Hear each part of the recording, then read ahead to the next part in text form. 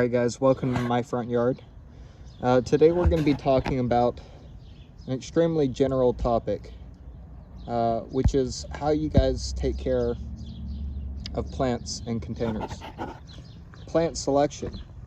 How do you pick a plant that's suitable for a pot? And what plants would not be suitable for pots? So, really a little bit of background about plants that I keep in pots.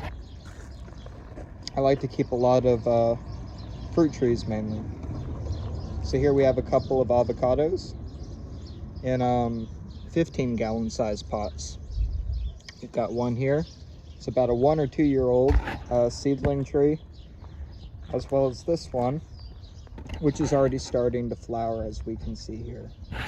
I've got some apple trees. It's a Fiji apple. It's still in dormancy, so we don't see new leaves or flowers emerging. It's in a 30 gallon size pot, and it's maybe about 6 or 7 feet tall. Got a banana here, also in a 30 gallon size pot. It's a very young banana, maybe about half a year old. It's just a little seedling. Got another apple here. This is a different variety, so we can see it's already leafed out, and looks like it might have a little bit of scale. I need to treat that, so some insect issues a little bit that might get worse over time. Over here we got a lime tree, a member of the citrus family, along with oranges and lemons and grapefruit. Also in a 15 gallon size pot, maybe about 1 year old seedling. We got some figs about budding out now. It's about springtime where I'm at, and a lot of these trees are just starting to wake up. Got another fig here, a bunch of little figs, and about 15-20 gallon size pots there. A mango seedling, just getting started on life, letting out a couple new leaves there.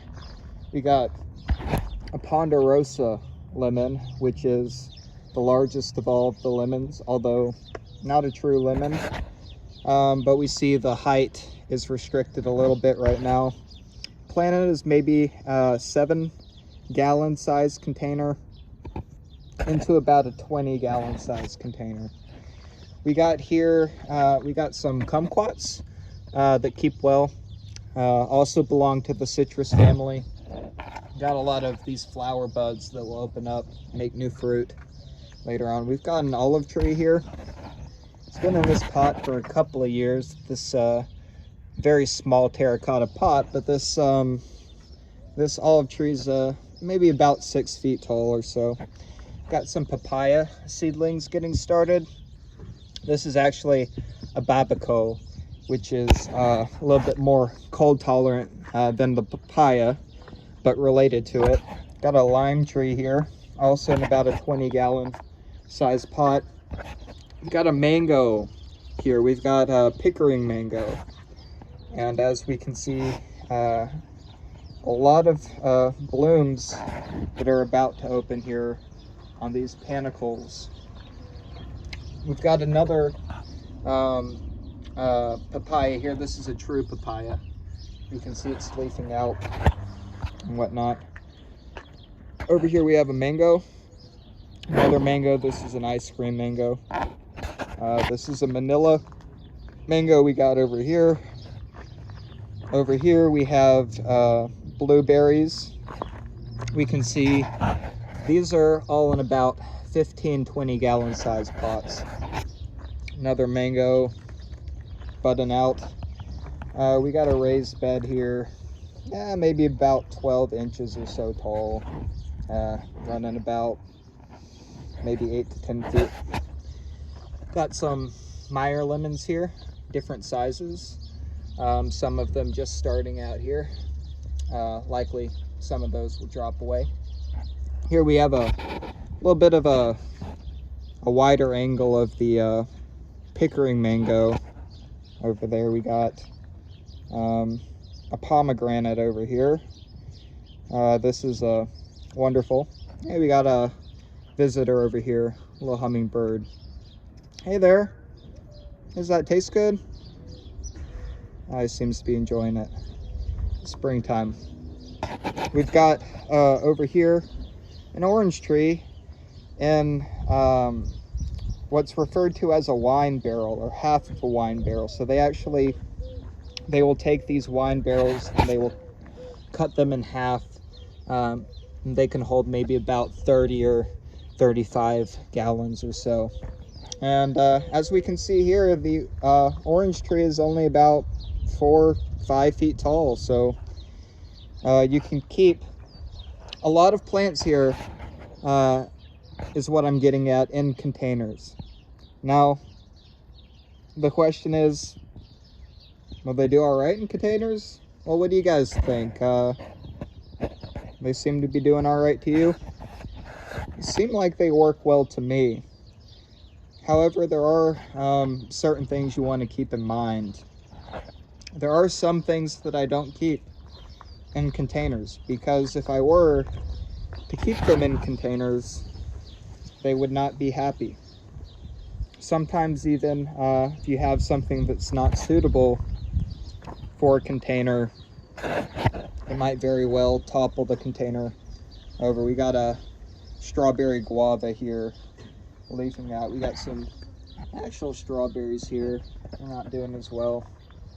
We got a grape trellis over here. Got a white sapote full of young fruit. And it's in about a 30-gallon size container, and so is the grape here. We've got more citrus. So we can see, guys, that there are a range of different species of fruit trees that do well in containers. Now, can you produce well in containers? Well, take a look. Like over here we have an apricot, or actually an aprium. This is a Summer Delight aprium. It's about 75% apricot, 25% plum genetics. And we can see it's loaded with young fruit here. Some of these might drop away as they mature. We have about maybe 20 or so on this, so maybe 1-2-year-old aprium. He's actually pretty impressive. Container size, 15-20 gallon. So a lot of what I've shown you is in about a 15-20 gallon, some 30 gallons. But you know, you can even go smaller on some of these for sure.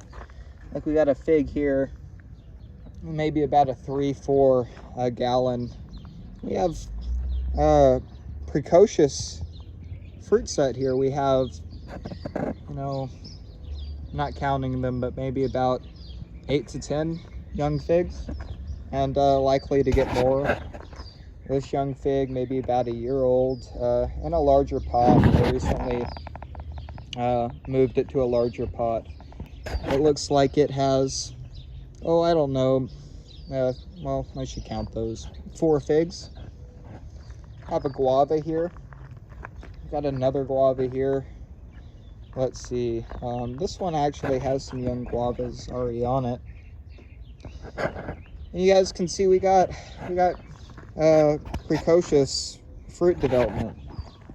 We have nectarines here and different things on this compound fruit tree.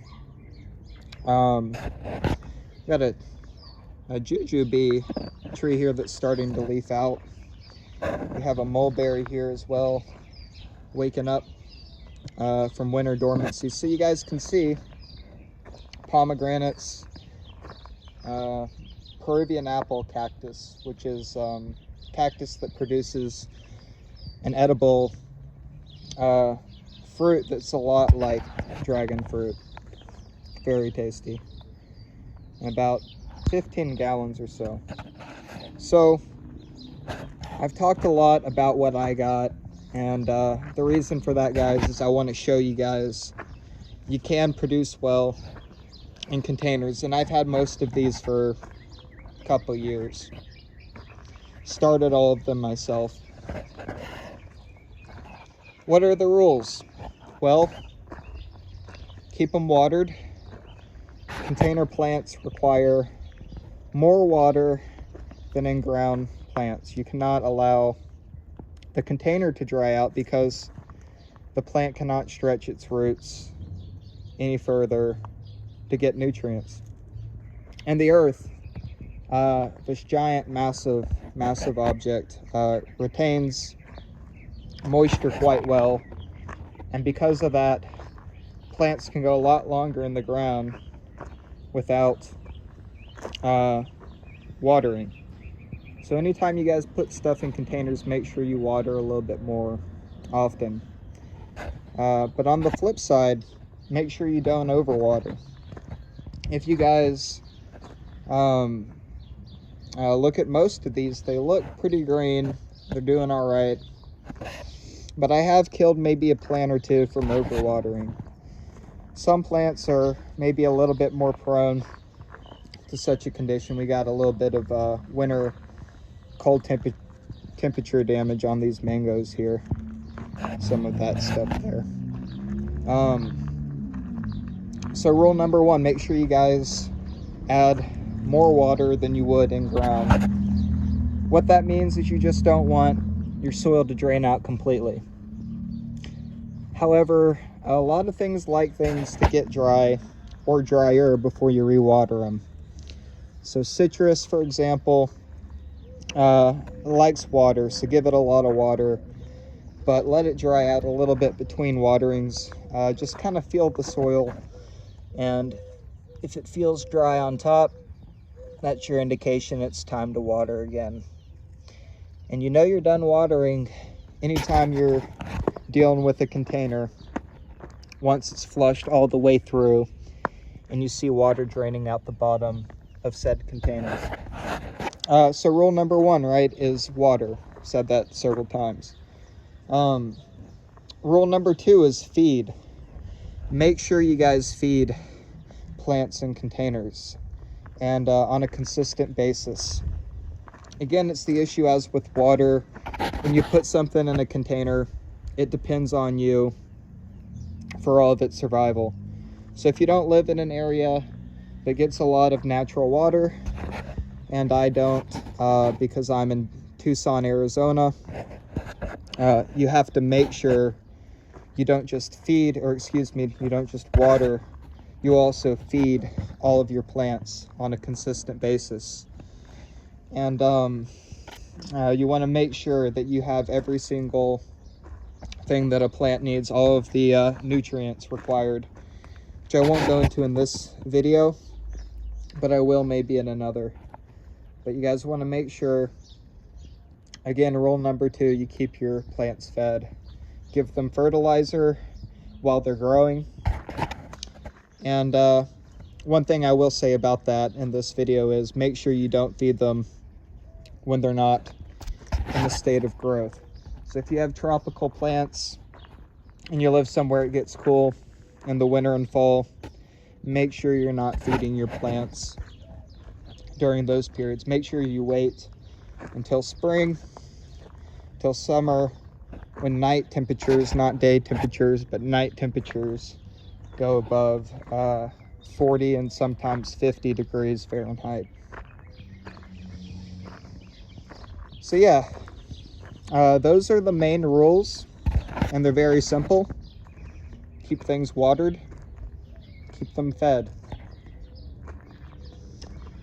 With the sub rules about making sure you don't underwater plants, or also I didn't discuss, but make sure you don't over or underfeed your plants, and they should be happy.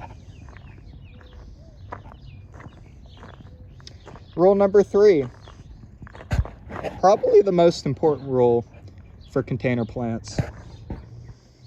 Well, they're all actually extremely important. Your plants won't do well. But maybe the most neglected rule is the best way to phrase that. And that would be making sure you choose the right container and the right type of soil. So what do I mean by that? Well, in the ground, guys, and again, I make comparisons to in-ground planting with containers because that is the natural state of plants. When you put a plant in the wrong type of container, which could be, for example, the wrong size container, it could be the wrong material of the container, you guys are going to have not as good results. So what types of materials work best for containers? Well, anything that's able to drain. You could even use something extremely cheap as far as materials for containers, like this cheap food grade container I got from either a Lowe's or Home Depot for like $3 or $4, so long as it drains. Now, how do you make sure it drains? Well, you got to make sure it has a drainage hole or it's porous. So like here we have fabric containers, and what I mean by porous is that water can drip through and release and find a way out. And the reason for that is because plants, they need drainage. Plants in the ground have good drainage unless the soil is poor, which is the second part of this rule number 3, is your soil type. You need something that is free flowing, that is able to drain, that won't hold and puddle water like a lake or like a pool, but rather will allow it to drain out. Still needs to be able to retain and hold nutrients and water in the soil for a period of time. However, you want to make sure it's not waterlogged or in a state where it can't relieve itself of a pool of water. So essentially, guys, right, we don't put all of these in vases and we don't set them on our counter and grow them there, right? We put them somewhere they can drain.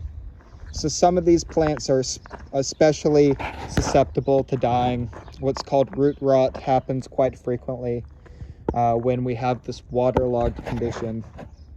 So long as your soil is moist but not wet, and not with freestanding water, has either drainage holes in your material you're using for your container, or your material is porous like these fabric pots are here, right? Just like a t-shirt, water can drip through it. And like this terracotta here that has a drainage hole, but also can drip water through the sides over time and release moisture to keep it from getting waterlogged. But would not be like something like a glass cup or something that doesn't have a drainage hole, or some plastic container that doesn't have a drainage hole like this one doesn't currently. Now, those are the main 3 rules, right? You want to make sure you have your plants watered appropriately. So do not let them dry out. Do not overwater them. You want to make sure you feed. Make sure you do not over or underfeed in containers. Feed them only while they're growing. And then rule number 3, making sure you choose the right type of container and the right type of soil. So long as you do that, you guys can keep plants in containers for long periods of time. One bonus rule on top of all this, guys, is if you want to keep them in plants, or excuse me, you want to keep them in pots indefinitely, you need to make sure the soil doesn't degrade over time, doesn't start to contract and sink and become more like concrete over time. Now, I've developed a special type of soil which is sustainable for many, many years, and potentially is better than any other soil for containers on the market. And maybe you guys can tell me if I'm wrong, but I think I'm right on the money on this. Now, not all of these are potted in my special blend of soil, but the ones that are especially thriving are. And I can tell you guys that my soil, I cannot make a claim about it quite yet because I haven't waited for the period, but I do believe every material in my soil is able to last for at least many years compared to your commercial mixes, which don't even last sometimes 1 or 2 years, but also will not contract over time and potentially might be able to last 15, 20, maybe 30 years. So you guys, those are the rules. You can keep plants in containers indefinitely, and you can do so if you follow those 3 rules, plus the bonus rule, plus the second bonus rule, which is pruning. So yeah, you control the size of your trees. If they get too large, just trim them back, keep them the size you want. And yeah, so long as you put the right materials in your containers and your plants are happy and you keep them happy, you give them soil that will last for a lifetime, your plants will last for a lifetime, and you don't have to put them in the ground. You have all the advantage of being able to control where you put them in containers, right? Like a lot of these are potentially damaged in cool climate. I can protect them from heat in the summer. A lot of advantages to containers. Hope you guys have a great day. All right, so some additional thoughts on what I had said earlier about container growing. I just wanted to add that in regards to pruning, make sure you don't just prune the leaves, but also if you're going to keep things in containers for a long, extended or indefinite period, make sure that you also prune roots, except if you pick the right type of container, like these fabric containers, you don't actually have to do any pruning of roots ever because of a condition called air pruning, where the roots will eventually grow to the walls of your containers, and at that point they will just stop growing. They won't circle around and essentially become root bound like in many other types of containers. Another thing I want to add is in regards to what we were saying about the productivity of different plants in containers. Now, if you're looking at fruit trees, generally in containers, they will not be as productive as in ground. That's just the way it is. But depending on the variety of selection of different trees that you choose, you can get some very heavy fruit sets. So like we have with this Meyer lemon, which is in a 15-gallon, excuse me, but has maybe about 6 or 7 good size lemons on it currently.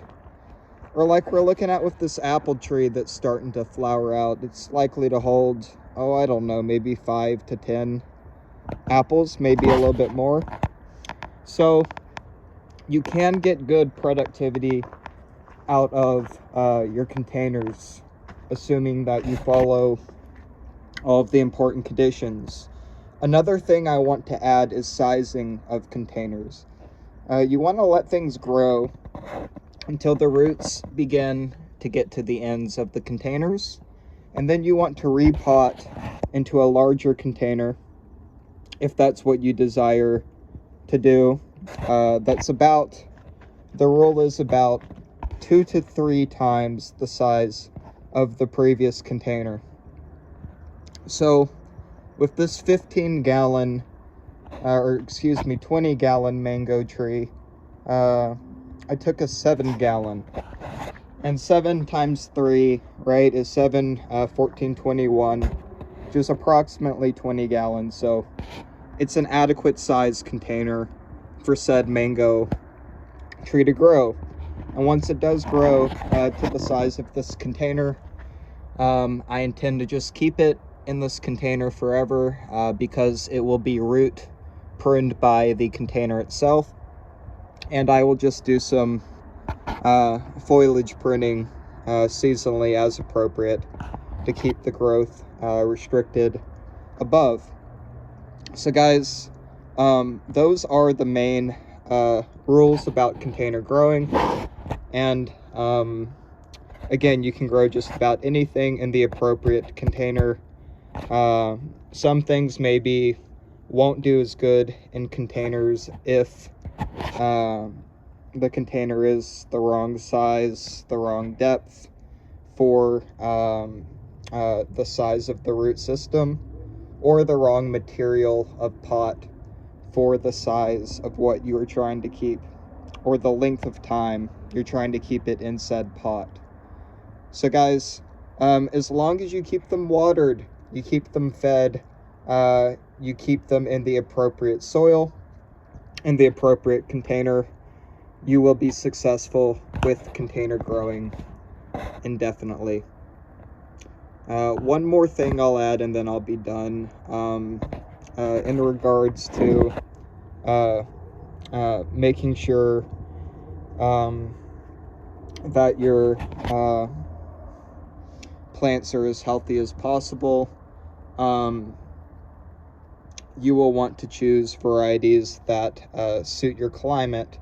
And because they're in containers, you have the ability to move them throughout the microclimates of your yard to appropriate places. So even if you have them in appropriate containers, you fed them, you've watered them, and the soil is correct, you will still possibly have issues in regards to the health of your plants if you put them in the wrong parts of your yard. So make sure, if something demands full sun in your climate or partial shade, make sure you give it that. For example, all these plants here, they all get afternoon shade, which they need, or they'd burn up to death in my climate. And this white powdery stuff on a lot of these plants is a paint, which helps protect and add insulation during extreme heat. And all these plants are otherwise extremely healthy. This paint is a non-toxic clay-based material, and it adds about 10 degrees Fahrenheit of protection to plants. So in the hot Arizona summer, instead of feeling like it's 110 out, they might feel more like it's 100. Or rather, when it's about 100, they might feel like it's 90. So those are all good things for adequate container growing. Oh, one thing that had escaped my mind, I wanted to make sure I included also, and I promise this time it's the last thing I'll talk about, is soil type. You'll learn that different types of plants demand different types of soil. For example, blueberries over here, they need an acidic soil. If your soil is not adequately acidic, blueberries will not grow well at all. And I kind of hinted at that when I talked earlier in the day about having a free draining soil. Generally, most plants like to have free draining soil, or excuse me, I got something stuck in my throat. Free draining soil, but some plants are different, so you want to make sure you know what you're dealing with for your plant. And yeah, so I'm glad you guys got to see my yard. It's a grapefruit, didn't talk about earlier, Oro Blanco grapefruit, doing really well in this container. So long as you treat your plants with a lot of care, you put a lot of time and energy into looking at the details of how plants grow, you can grow pretty much anything, right? So like right here, some pumpkin, we got some tomato, pepper, some garlic, bigger garlic, it's a little bit more established, and some tomatoes that are starting to flower out. All right, I hope you enjoyed all of the information on container growing. If you have any questions, leave them in the comment section. Make sure to like and subscribe this video, as I will continue to put out more informational topics on the growing of fruit trees, and a lot more specifically on the growing of fruit trees in containers for indefinite periods of time. Hope you guys have a great day.